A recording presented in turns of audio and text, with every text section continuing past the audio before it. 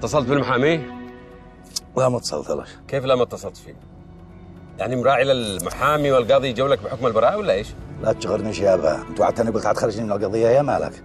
يا ولدي اخرجك من قضية واحدة مش من قضايا، انت بتاع قال. عناي لك.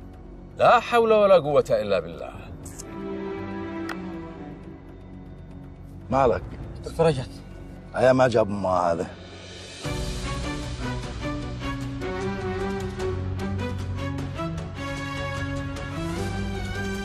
أخيراً وقعت في يدي. حركة! ما في يوم اللي يرسلك تقتلني. تعرف هذا؟ أول مرة أشوفها. قال أول مرة يشوف، إيش مالش دخلت يا حامي بتجنني الولد وتساليه من حرضك من مدري مالش، اهدي. من سمح لك يا دكتورة تدخلي المصنع؟ سمحت لنفسي يا حارث، مثل ما أنت وابنك سمحتوا لنفسكم تدخلوا لوسط بيتي ولحياتي. دكتورة امشيلش من هنا أحسن. مصير حقك العامل هذا يوقع في يد الشرطة ويعترف عليكم الاثنين. طيب روحي جيبي الشرطة، من ماسكك؟ يمشي دار، نحن متعودين على الشرطة،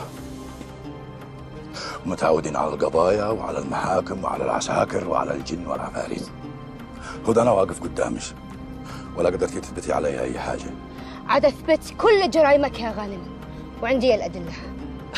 لو كان عندش أدلة فعلا كان وصلتيها للنيابة من زمان.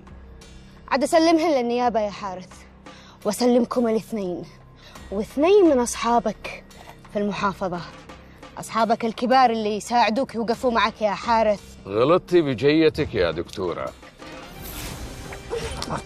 لا لا لا لا لا، اهدئي اهدئي. أنا الغلطان، أنا المفروض كان من يومها خليش تلحقي شروق. الغدر طبعك يا غانم، وأنا ما جيت لهنا إلا وأنا فاعل حسابي. وأنا عامل حسابي.